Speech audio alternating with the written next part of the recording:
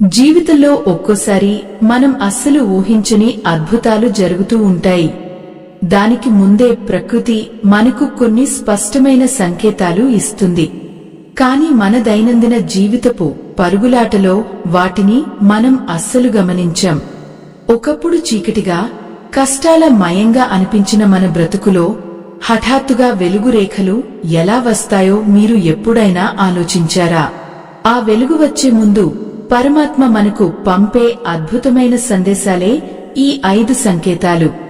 మీరు రోజూ చూసే మామూలు విషయాలే అయినా వాటి వెనుక దాగిన రహస్యం మాత్రం చాలా గొప్పది. చాలాసార్లు మనం ఎన్నో సమస్యల్లో చిక్కుకుని ఉంటాం. అప్పుల బాధలు కావచ్చు, ఇంట్లో అనారోగ్యాలు కావచ్చు, లేదా ఎంత కష్టపడినా ఏ పని ముందుకు సాగకపోవడం కావచ్చు. ఇలాంటి సమయాల్లో మనం దేవుడిని ఎన్నో విధాలుగా వేడుకుంటాం. నా కష్టాలు ఎప్పుడు తీరుతాయి దేవుడా అని కన్నీళ్లు పెట్టుకున్న రాత్రులు ఎన్నో ఉంటాయి కదా. కాని భగవంతుడు మన కన్నీళ్లను ఎప్పుడూ వృధా పోనివ్వడు. ఆ సమస్యల నుండి బయటపడే సమయం దగ్గర పడినప్పుడు ఆయన తన ఉనికిని మనకు కొన్ని సంఘటనల ద్వారా తెలియజేస్తాడు. మనం గుడికి వెళ్లి ప్రార్థించినప్పుడు దేవుడు నేరుగా వచ్చి మనతో మాట్లాడలేడు. కాని తన సృష్టిలో ఉన్న ప్రాణుల ద్వారా, మన చుట్టూ జరిగే చిన్న చిన్న మార్పుల ద్వారా ఆయన మనకు ఒక స్పష్టమైన భరోసా ఇస్తాడు. ఉదాహరణకు, అనూహ్యంగా మీ చుట్టూ ఉన్న వాతావరణం ప్రశాంతంగా మారిపోవడం లాంటివి జరుగుతాయి. లేదంటే మీరు ఎంతో కాలంగా వెతుకుతున్న ఏదైనా ఒక ముఖ్యమైన వస్తువు దానంతటా అదే మీ కంటికి కనిపించడం లాంటివి జరుగుతాయి. ఇవన్నీ కేవలం దానంతటా అవి జరిగే పనులు కావు. అవి సాక్షాత్తు దైవం మనకు పంపుతున్న శుభవార్తలు. మీ కష్టాలన్నీ తీరిపోయి మీరు పట్టిన పనల్లా బంగారం కాబోతోంది అనడానికి ఇవే నిదర్శనాలు. మరి ఆ అద్భుతమైన 5 సంకేతాలు ఏమిటి? వాటిని ఎలా గుర్తించాలి అనే ఆసక్తి మీ మనసులో ఇప్పటికే మొదలై ఉంటుంది కదా. ఈరోజు మనం అదే విషయం గురించి చాలా లోతుగా, మనసుకు హత్తుకునేలా తెలుసుకోబోతున్నాం. ముందుగా ఈ వీడియోలో మనం నేర్చుకోబోయే మొదటి విషయం ఏమిటంటే, ఆ 5 సంకేతాలు అసలు ఎలా ఉంటాయి, మన ఇంట్లో లేదా మన చుట్టుపక్కల అవి ఎలా కనిపిస్తాయి అన్నది. రెండవది, ఈ సంకేతాలు కనిపించిన వెంటనే మన ప్రవర్తనలో ఎలాంటి మార్పులు చేసుకోవాలి, మన ఇష్టదైవానికి ఏ విధంగా కృతజ్ఞతలు తెలియజేసుకోవాలి అనేది మనం చూద్దాం. ఇక మూడవది చాలా ముఖ్యమైనది. అదేమిటంటే, మనకు అదృష్టం వరిస్తున్న సమయంలో మన చుట్టూ ఉన్న వాళ్ల దృష్టి దోషం మనమీద పడకుండా ఎలాంటి జాగ్రత్తలు తీసుకోవాలి అన్నది కూడా మనం నేర్చుకుందాం. మన పెద్దలు, పూర్వీకులు ఎంతో నమ్మకంతో ఆచరించిన ఈ నియమాలను మనం ఇప్పుడు వివరంగా మాట్లాడుకుందాం. అలాగే ఈ విషయాలను వింటున్నప్పుడు మీ మనసు చాలా ప్రశాంతంగా ఉండాలి. ఎందుకంటే చాలా మందికి ఇప్పటికే ఇలాంటి సంకేతాలు ఎదురే ఉంటాయి. కాని బిజీ జీవితంలో పడి వాటిని పట్టించుకోకుండా వదిలేసి ఉంటారు. ఇక మీదట అలాంటి పొరపాటు జరగకూడదు.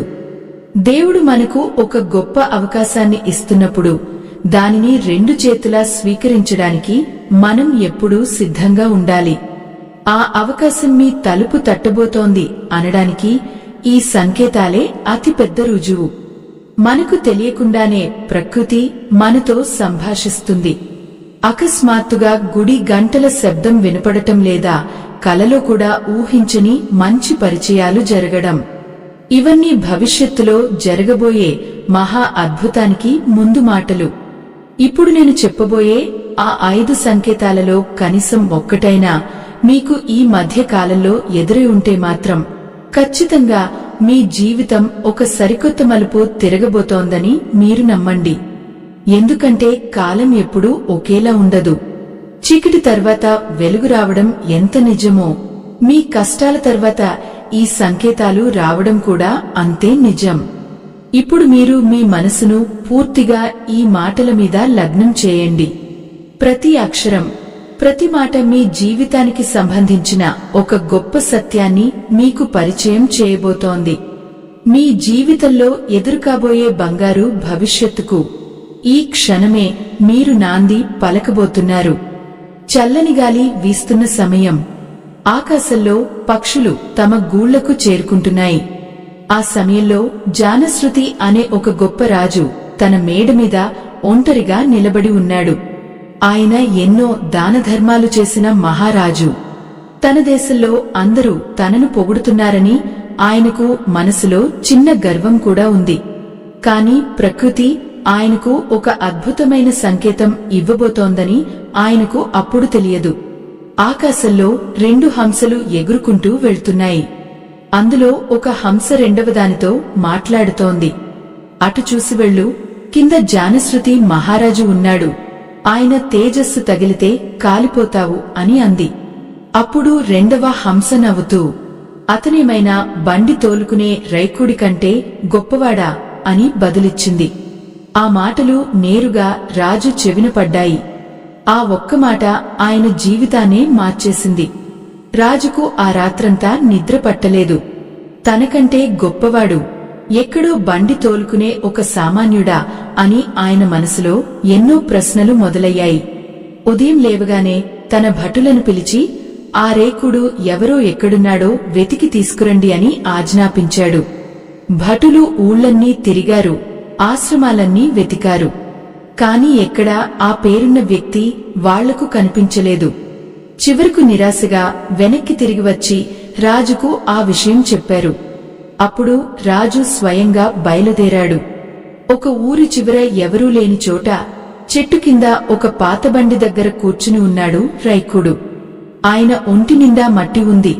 చూడటానికి కనీసం తినడానికి తిండి కూడా లేని వాడిలా ఉన్నాడు. కాని ఆయన ముఖంలో ఎవరికీ లేనంత ప్రశాంతత ఉంది. రాజు ఆ సామాన్యుడి పాదాలపై పడి తనకు జ్ఞానాన్ని ప్రసాదించమని వేడుకున్నాడు. ఆకాశంలో ఎగురుతున్న ఆ 2 హంసల మాటలు రాజుకు ప్రకృతి ఇచ్చిన ఒక గొప్ప సంకేతం. మన జీవితంలో కూడా అచ్చం ఇలాగే జరుగుతుంది. మనం ఒకే దారిలో నడుస్తూ మనకు అన్నీ తెలుసు అనుకుంటూ ఉంటాం. కాని భగవంతుడు ఎప్పుడూ మన దారిని సరిచేయడానికి ప్రయత్నిస్తూనే ఉంటాడు. మనం ఎదురుచూస్తున్న సమాధానం పెద్ద పెద్ద ఆశ్రమాల్లోనో గొప్ప గొప్ప మనుషుల దగ్గరో దొరకకపోవచ్చు. ఎక్కడో ఒక చిన్న పల్లెటూరిలో ఒక చెట్టు కింద కూర్చున్న సామాన్యుడిలో కూడా ఆ భగవంతుడు మనకు సమాధానం చూపించవచ్చు. ఇక్కడ హంసల రూపంలో రాజుకు అదృష్టం ఎలా ఎదురైందో గమనించారా? మనం కళ్ళు తెరిచి చూస్తే చాలు, మన చుట్టూ ఉన్న ప్రపంచం మనకు ఎన్నో అద్భుతాలను చూపిస్తుంది. ఆ రాజు దానధర్మాలు చేశాడు కాబట్టే ఆయనకు అలాంటి ఒక గొప్ప గురువు గురించి తెలుసుకునే అవకాశం దక్కింది. మన కర్మలు మంచివైతే మనకు వచ్చే సంకేతాలు కూడా అంతే స్పష్టంగా ఉంటాయి. అలాంటి ఒక స్పష్టమైన సంకేతం మీ జీవితంలోకి వచ్చినప్పుడు దానిని ఎలా పట్టుకోవాలో తెలియాలి. రైకుడు అనే పేరు ఎవరికీ పెద్దగా తెలియకపోవచ్చు. కాని ఉపనిషత్తుల్లో ఆయన కథ ఒక అద్భుతమైన రహస్యాన్ని దాచుకుంది. ప్రకృతి ఎవరినైనా ఎంచుకున్నప్పుడు వాళ్ల రూపం కాని వాళ్ల స్థాయి కాని అస్సలు చూడదు. కేవలం వాళ్ల మనసులోని స్వచ్ఛతను మాత్రమే భగవంతుడు గమనిస్తాడు. కొన్నిసార్లు దేవుడు మనతో నేరుగా మాట్లాడడు, కాని చుట్టుపక్కల ఉన్న వ్యక్తుల ద్వారా లేక మూగ జీవాల ద్వారా ఆయన మనకు మార్గనిర్దేశం చేస్తాడు. ఆ రాజుకు పక్షుల రూపంలో సందేశం వచ్చినట్లు మన జీవితంలో కూడా అకస్మాత్తుగా ఎదురయ్యే చిన్న చిన్న సంఘటనలు మన తలరాతను పూర్తిగా మార్చేస్తాయి. ఈ సృష్టిలో ఏదీ ఊరికే జరగదు. ప్రతిదాని వెనుక ఒక బలమైన కారణం దాగి ఉంటుంది. మీరు కూడా ఎప్పుడైనా ఇలాంటి ఆశ్చర్యకరమైన విషయాలను ఎదుర్కొన్నారా? మీ చుట్టూ జరిగే చిన్న సంఘటన వెనుక ఎంత పెద్ద కారణం దాగి ఉందో మీరు ఎప్పుడైనా ఊహించారా? ఆ జానశ్రుతి మహారాజు తన గర్వాన్ని వదిలి ఒక సామాన్యుడి పాదాలు పట్టుకునేలా చేసింది ఆ ఒకే ఒక్క సంకేతం. దేవుడు మన అహంకారాన్ని తగ్గించి మనల్ని సరైన దారిలో పెట్టడానికి ఎప్పుడూ ఏదో ఒక మార్గం వెతుకుతూనే ఉంటాడు. అదే దారిలో నడుస్తున్నప్పుడు మనం ఎన్ని కష్టాలు పడ్డా చివరికి చేరే గమ్యం మాత్రం ఎంతో అందంగా ఉంటుంది. ఆ రాజు జానశ్రుతి పడిన అంతరంగిక మథనం అంతా ఇంతా కాదు. ఒక మహా సామ్రాజ్యానికి అధిపతిగా ఉన్న ఆ రాజుకు తనకంటే గొప్పవాడు ఈ ప్రపంచంలో ఎవరూ లేరు అనే ఒక అదృశ్యమైన పొర కళ్లకు కమ్మేసి ఉండేది. కాని ఎప్పుడైతే ఆ పక్షుల మాటలు విన్నాడో అతని మనసులో ఒక భయంకరమైన తుఫాను చెలరేగింది. తాను చేసిన దానధర్మాలు, కట్టించిన అన్నదాన సత్రాలు అన్నీ వృధానేనా అన్న ఒక తీవ్రమైన వేదన అతని గుండెలను పిండేసింది. రైకుడిని వెతుక్కుంటూ వెళ్లిన ఆ ప్రయాణం పూల పాన్పు కాదు. రాజభవనంలో పట్టు పరుపుల మీద నిద్రపోయే ఆ రాజు మట్టి రోడ్ల మీద చెప్పులు కూడా లేకుండా నడిచాడు. ఎర్రటి ఎండలో మాడుతూ కాలికి రాళ్లు గుచ్చుకుంటున్నా లెక్క చేయకుండా ఆ సామాన్యుడి కోసం ఊరూరు తిరిగాడు. ఆ కష్టంలో అతని పాదాల నుండి రక్తం కారుతున్నా సరే లోపల రగులుతున్న జ్ఞానదాహం ముందు ఆ శారీరక బాధ ఒక లెక్కగా అనిపించలేదు. ఇది కేవలం దారిలో పడ్డ కష్టం కాదు, అతని అహంకారం ముక్కలు ముక్కలుగా రాలిపోతున్న సమయం. ఎటికేలకు ఆ బండి కింద ఉన్న రైకుడిని చూసినప్పుడు రాజు కళ్లలో నీళ్లు తిరిగాయి. ఎంతో ఆశగా తన రాజ్యంలోని సంపదను ఆ బండి తోలుకునేవాడి ముందు పెట్టాడు. ఆ మహారాజు రెండు చేతులు జోడించి, స్వామి, నాకు బ్రహ్మజ్ఞానం ప్రసాదించండి అని ప్రాధేయపడ్డాడు. కాని ఆ రేకుడు ఆ సంపదను కనీసం కన్నెత్తి కూడా చూడలేదు. నీ బంగారం తీసుకుని ఇక్కడి నుండి వెళ్ళిపో అంటూ చాలా కఠినంగా రాజును అక్కడి నుండి పంపించేశాడు. ఆ ఒక్క మాటతో జానశ్రుతి మహారాజు గుండె పగిలిపోయింది. తన సర్వస్వాన్ని తెచ్చి పాదాల దగ్గర పెట్టిన ఆ మహాజ్ఞాని తనను తిరస్కరించడం ఆయనకు తట్టుకోలేని నరకంలాగా అనిపించింది. ఒక పక్క రాజుపు బాధ్యతలు వదిలేసి వచ్చాడు, మరోపక్క ఈ గురువుగారు చేరదీయలేదు. నేను దేనికి పనికిరానా, నా బ్రతుకు ఇంతేనా అని ఆ మహారాజు కన్నీరు మున్నీరుగా విలపించాడు. ఆ క్షణంలో ఆయనకు తన రాజరికం గుర్తుకు రాలేదు. కేవలం ఒక అనాథలాగా తనను తాను భావించుకున్నాడు. అయినా సరే రాజు వెనక్కి తిరిగి వెళ్లలేదు. తన అహంకారాన్ని పూర్తిగా చంపేసుకున్నాడు. బంగారం, ఆస్తులు భగవంతుడిని మెప్పించలేవు అన్న కఠోర సత్యాన్ని ఆయన ఆ రోజు తెలుసుకున్నాడు. ఏమీ లేనివాడిలా కేవలం అపరమైన భక్తిని, వినయాన్ని మాత్రమే వెంటబెట్టుకుని మళ్లీ ఆ రేకుడి దగ్గరకు వెళ్లాడు. ఈసారి ఆయన చేతుల్లో సంపద లేదు, కేవలం ప్రాణాలను సైతం అర్పించడానికి సిద్ధపడిన ఒక స్వచ్ఛమైన మనస్సు మాత్రమే ఉంది. నిజమైన జ్ఞానం దక్కాలంటే మనిషి తనను తాను పూర్తిగా శూన్యం చేసుకోవాలి. జానశ్రుతి మహారాజు తన కీర్తి ప్రతిష్టలను, తన రాజరికాన్ని మంటల్లో కాల్చేసి ఒక మామూలు మనిషిగా మారడానికి పడిన ఆ మానసిక వేదన మాటల్లో చెప్పలేనిది. తనను తాను తక్కువ చేసుకుని తన ఉనికినే ప్రశ్నించుకున్న ఆ భయంకరమైన రాత్రులు ఆయనకు నిద్రలేకుండా చేశాయి. అంతటి ఘోరమైన మానసిక సంఘర్షణ తర్వాతే ఆయన మనసు ఒక ప్రశాంతమైన సరస్సులా మారింది. భగవంతుడు మనల్ని కూడా ఇలాగే పరీక్షిస్తాడు అని ఆయన కథ మనకు స్పష్టంగా చెబుతోంది. దేవుడు మన అహంకారాన్ని అణిచివేయడానికి రకరకాల పరిస్థితులను సృష్టిస్తాడు. ఆ పరిస్థితుల దాడిలో మనం పిట్టల్లా రాలిపోతాం. ఎవరికీ చెప్పుకోలేని కన్నీళ్లు మన ఒంటరితనానికి తోడుగా నిలుస్తాయి. జానశ్రుతి మహారాజు కూడా ఆ పరీక్షలో ఎన్నోసార్లు ఓడిపోయే పరిస్థితికి వచ్చాడు. కాని పట్టువదలని విక్రమార్కుడిలా తన పంతం నెగ్గించుకోవడానికి తన ప్రాణాలనే పణంగా పెట్టాడు. ఆ బాధ, ఆ కన్నీరు, ఆవేదన ఇవన్నీ ఒక మనిషిని పుటం పెట్టిన బంగారంగా మార్చడానికి ప్రకృతి ఆడిన ఒక అద్భుతమైన నాటకం.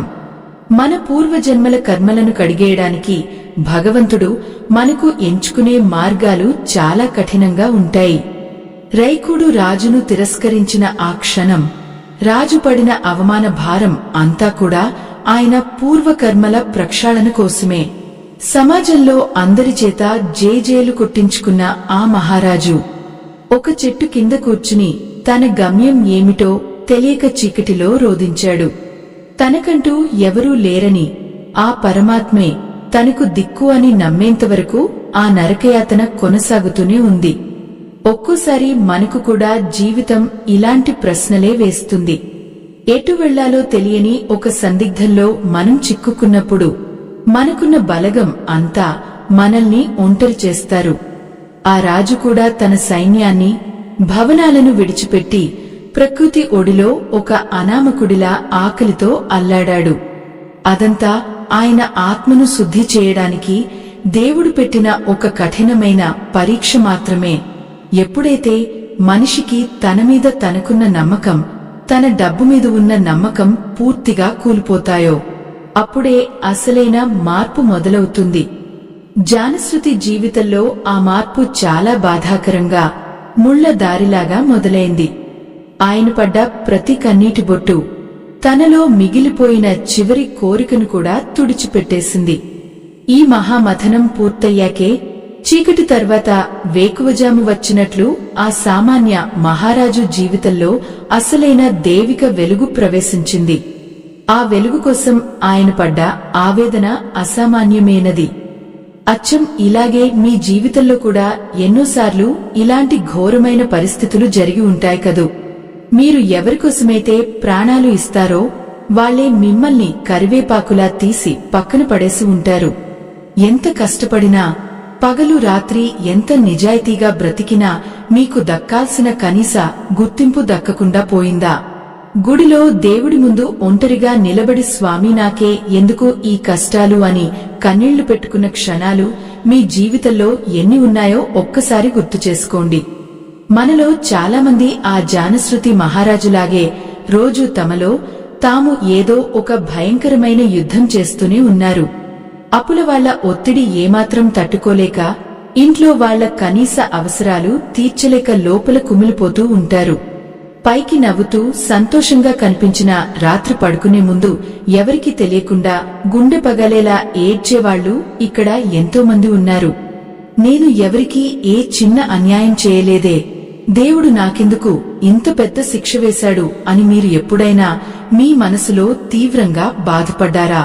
అసలు ఈ కష్టాలన్నీ దేవుడు మీకు కావాలని ఇస్తున్న శిక్ష అని మీరు ఎందుకు పొరబడుతున్నారు?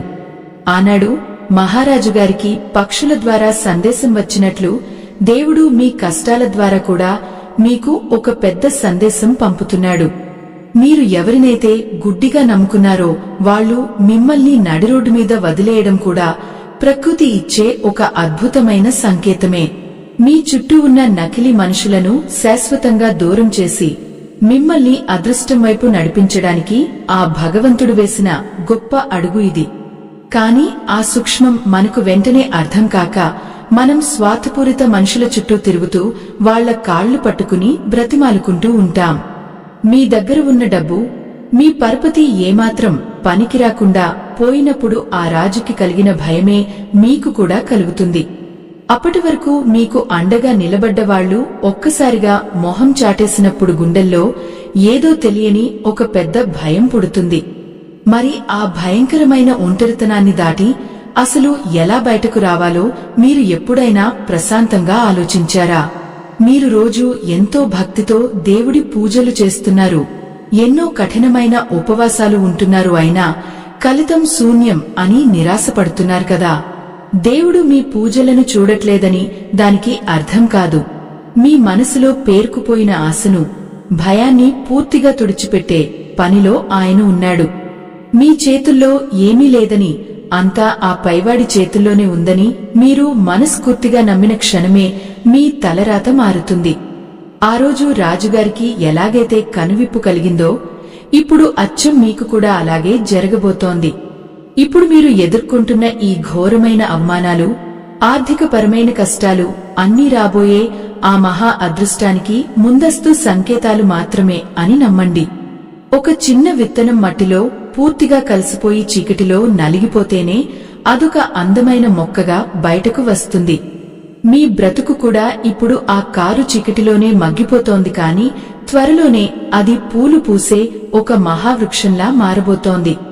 మీరు పడుతున్న ఈ నరకయాతనకు ఒక ముగింపు ఉందా లేదా అని ఎప్పుడైనా మీ అంతరాత్మను అడిగారా? సరిగ్గా గమనిస్తే భగవంతుడు ఇప్పటికే మీకు గొప్ప అదృష్టం రాబోతోంది అనడానికి స్పష్టమైన సంకేతాలను మీ కళ్ల ముందే ఉంచాడు.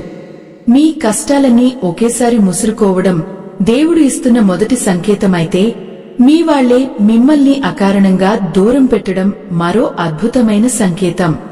ఇలా ప్రకృతి మీ చుట్టూ ఉన్న మాయ పొరలను మెల్లగా తొలగించుకుంటూ మిమ్మల్ని ఒక కొత్త వెలుగులోకి లాగుతోంది. ఇవన్నీ మీకు జరుగుతున్నాయంటే మీరు భయపడి వెనకడుగు వేయకూడదు. దేవుడి మీద భారం వేసి ఎంతో ధైర్యంగా ముందుకు సాగాలి. దీని అర్థం మీ పాత కర్మలు పూర్తిగా కాలిపోతున్నాయి. మీ కష్టాల బ్రతుకు శాశ్వతంగా ముగిసిపోతోంది. రేపటి నుండి మీ గడపలోకి ఒక ఊహించని కొత్త అదృష్టం అడుగుపెట్టబోతోంది అనడానికి ఈ కష్టాలే అతి పెద్ద నిదర్శనం. ఎంత గాఢమైన చీకటి కమ్ముకుంటే తెల్లవారే సమయం అంత దగ్గరలో ఉందని ప్రకృతి మనకు ఎప్పుడూ తన భాషలో చెబుతూనే ఉంటుంది. మీ ఆవేదన, మీ కన్నీరు ఎప్పటికీ ఇలాగే మీ జీవితంలో శాశ్వతంగా మిగిలిపోవు. మీరు ఇప్పుడు చేయాల్సిందల్లా దేవుడి మీద ఏమాత్రం కోపం తెచ్చుకోవడం మానేసి ఆయన ఇవ్వబోయే ఆ అద్భుతమైన వరాలను స్వీకరించడానికి సిద్ధపడటమే. మీ మనసును మీరు ఎంత ప్రశాంతంగా ఉంచుకుంటే ఆ అదృష్టానికి సంబంధించిన 5 సంకేతాలు మీకు అంత స్పష్టంగా కనిపిస్తాయి. దైవం మీకోసం ఒక అద్భుతమైన పరిష్కారాన్ని ఇప్పటికే సిద్ధం చేసి తన దగ్గరే ఉంచాడు. ఆ పరిష్కారం మీకు దొరికిన మరుక్షణం మీ బాధలన్నీ గాలిలో కలిసిపోతాయి. అవును, మీరు వింటున్నది అక్షరాలా నిజం. ఆ భగవంతుడు మన కర్మలను పూర్తిగా ప్రక్షాళన చేసిన తరువాత తన అనుగ్రహాన్ని పంచడానికి కొన్ని స్పష్టమైన సంకేతాలు ఇస్తాడు. అవే ఈ 5 అద్భుతమైన మహాసంకేతాలు. వీటిలో ఏ ఒక్కటి మీకు ఎదురైనా సరే మీ జీవితంలో ఒక గొప్ప మలుపు రాబోతోందని మీరు బలంగా నమ్మవచ్చు. మొదటి సంకేతం ఏమిటంటే, మీ చుట్టూ ఎంత పెద్ద సమస్యలు ఉన్నా సరే మీ మనసు అకస్మాత్తుగా ఎంతో ప్రశాంతంగా మారిపోతుంది. సాధారణంగా కష్టాలు ఉన్నప్పుడు భయంతో నిద్ర పట్టదు, కన్నీళ్లు వస్తాయి కదా. కానీ దేవుని అనుగ్రహం మొదలయ్యే సమయానికి మీకు ఆ భయం పూర్తిగా పోయి ఏదో తెలియని ఒక గొప్ప ధైర్యం మీలో పుడుతుంది. మీ కర్మలు క్షీణించిపోయాయి అనడానికి ఇదొక అతిపెద్ద రుజువు. ఇక రెండవ సంకేతం చాలా ఆశ్చర్యంగా ఉంటుంది. మీరు ఇంట్లో నుండి ఏదైనా ముఖ్యమైన పని మీద బయటకు వెళ్తున్నప్పుడు ఆవులు లేదా పచ్చని చెట్లు అకస్మాత్తుగా మీ కళ్లకు స్పష్టంగా కనిపిస్తాయి. కొన్నిసార్లు మీరు ఎప్పుడో పోగొట్టుకున్న లేదా మర్చిపోయిన ఒక ముఖ్యమైన వస్తువు దానంతటా అదే మీ చేతికి దొరుకుతుంది. ప్రకృతి మీకు తన ఆశీస్సులు అందిస్తోంది అనడానికి ఇదొక గొప్ప ఉదాహరణ. మూడవ సంకేతం మన నిద్రలో వస్తుంది. తెల్లవారుజామున వచ్చే కలలు నిజమవుతాయి అని మన పెద్దలు చెబుతుంటారు కదా. ఆ సమయంలో మీరు ఏదైనా గుడికి వెళ్లినట్లు కాని, పారుతున్న స్వచ్ఛమైన నీటిని చూసినట్లు కాని కల వస్తే అది ఖచ్చితంగా దైవిక సంకేతమే. మీ ఇంటి ఆవరణలోకి లక్ష్మీదేవి అడుగుపెడుతోంది అని చెప్పడానికి భగవంతుడు పంపే ఒక అందమైన సందేశం అది. దేవుడు స్వయంగా మీ చేయి పట్టుకుని నడిపించడానికి సిద్ధమయ్యాడు అని దీని అర్థం. నాలుగవ సంకేతం మీ కళ్ల ముందే జరుగుతుంది, కాని మీరు వెంటనే గుర్తించలేరు. అదేమిటంటే, మీ జీవితంలో మీకు పదే పదే అన్యాయం చేస్తున్న వాళ్లు, మిమ్మల్ని మానసికంగా హింసిస్తున్న వాళ్లు దానంతట వారే కారణం లేకుండా మీకు దూరమైపోతారు. వారితో మీకున్న యునానుబంధం పూర్తిగా తీరిపోయింది అని ప్రకృతి మీకు చెబుతున్న రహస్యం ఇది. మీ చుట్టూ ఉన్న చెడుగాలిని దేవుడే ఊడ్చిపరేస్తున్నాడు అని మీరు అర్థం చేసుకోవాలి. ఇక ఐదవది అతి ముఖ్యమైన సంకేతం. మీరు ఎప్పుడైనా విపరీతమైన బాధలో ఉండి దేవుడా నాకు దారి చూపించు అని మనసులో వేడుకుంటున్నప్పుడు ఒక అద్భుతం జరుగుతుంది. సరిగ్గా అదే సమయానికి ఎక్కడో గుడిలో గంట మోగిన శబ్దం కాని, ఎవరైనా శుభం జరుగుతుంది అని మాట్లాడుకునే మాటలు కాని మీ చెవిన పడతాయి. సాక్షాత్తు ఆ పరమాత్మ మీకు అభయం ఇస్తున్నాడు అనడానికి ఇదే అతిపెద్ద నిదర్శనం.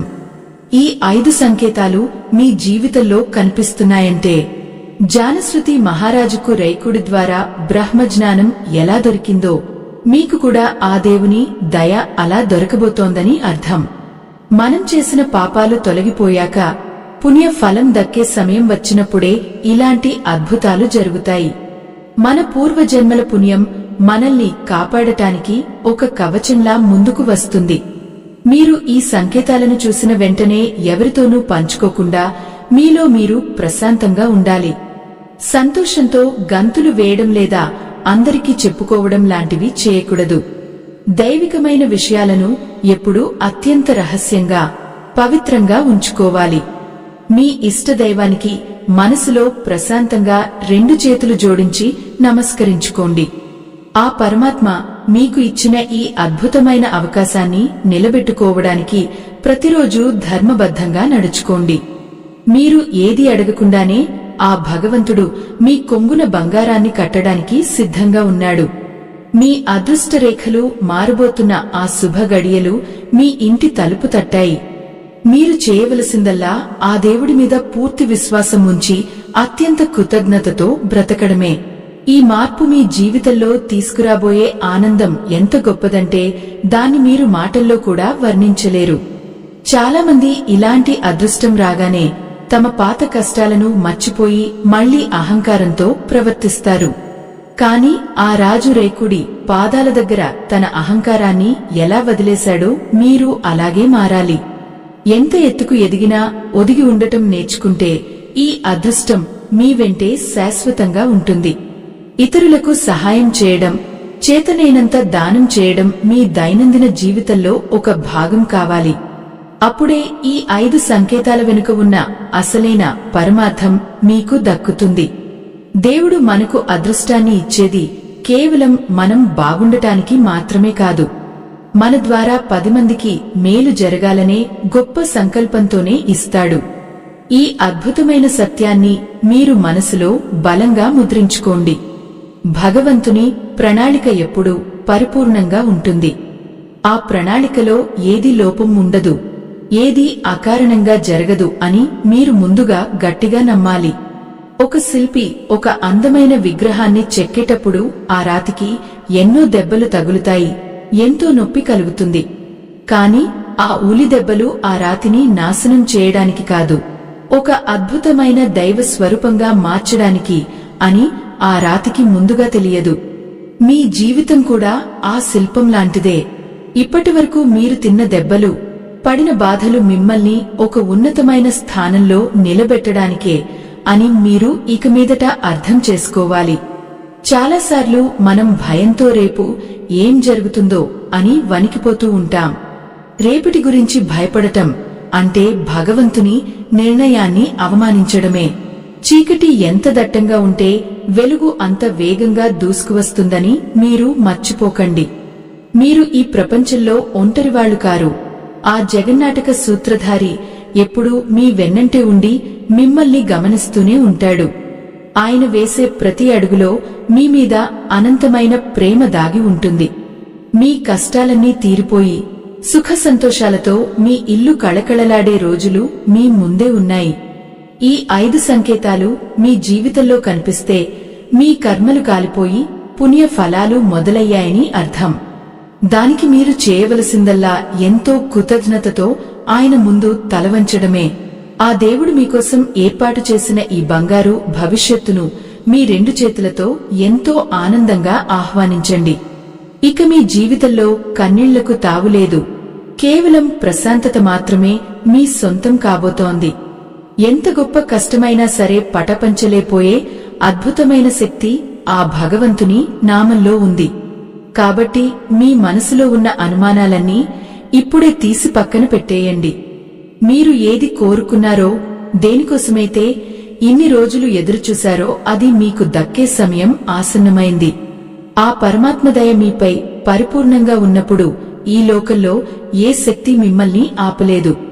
మీ నిజాయితీ, మీ భక్తి, మీ ధర్మం ఇవన్నీ కలిపి మిమ్మల్ని ఒక గొప్ప విజయ తీరానికి చేరుస్తాయి.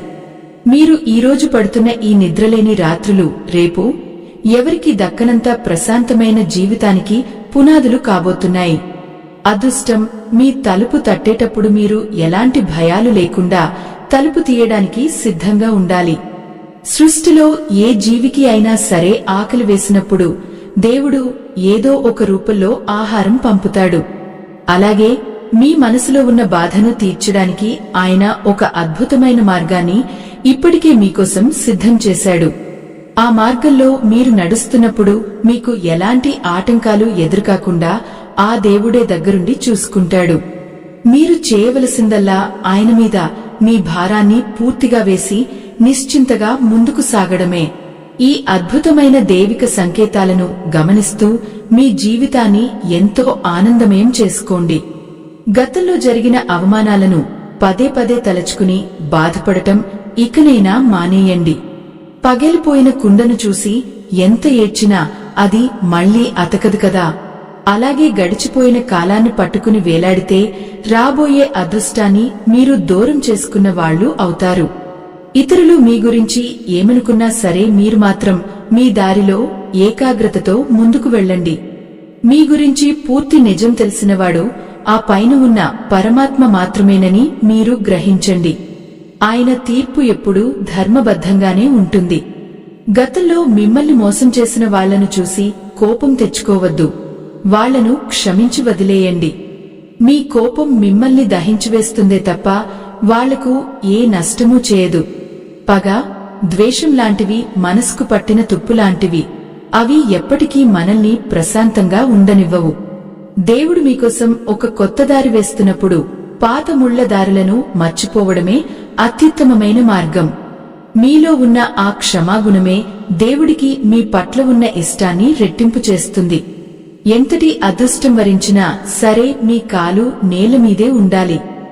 గర్వం తలకెక్కకుండా చూసుకుంటే ఆ పరమాత్మ మిమ్మల్ని జీవితాంతం తన గుండెల్లో పెట్టుకుని కాపాడుకుంటాడు.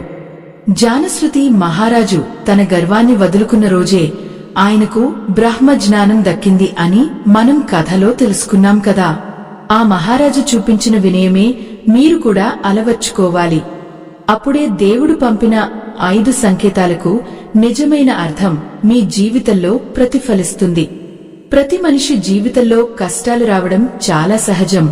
కాని వాటిని దాటుకుని నిలబడే ధైర్యమే మనిషిని విజేతను చేస్తుంది.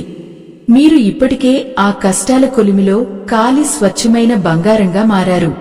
ప్రకృతికి పరమాత్మకు మధ్య ఉన్న ఆ అద్భుతమైన బంధాన్ని మీరు ఇప్పుడు పూర్తిగా అర్థం చేసుకున్నారు. రేపటి ఉదయం సూర్యుడు మీ జీవితంలో సరికొత్త ఆశలను తీసుకురాబోతున్నాడు. దేవుడి మీద మీరు పెట్టుకున్న అపారమైన నమ్మకం ఎప్పటికీ వమ్ము కాదని మీరు త్వరలోనే కళ్లారా చూడబోతున్నారు. మన మనసు ఎంత స్వచ్ఛంగా ఉంటే దేవుడి అనుగ్రహం అంత త్వరగా మన దరికి చేరుతుంది. మీ చుట్టూ ఉన్న వాళ్ల పట్ల ప్రేమను పెంచుకోండి.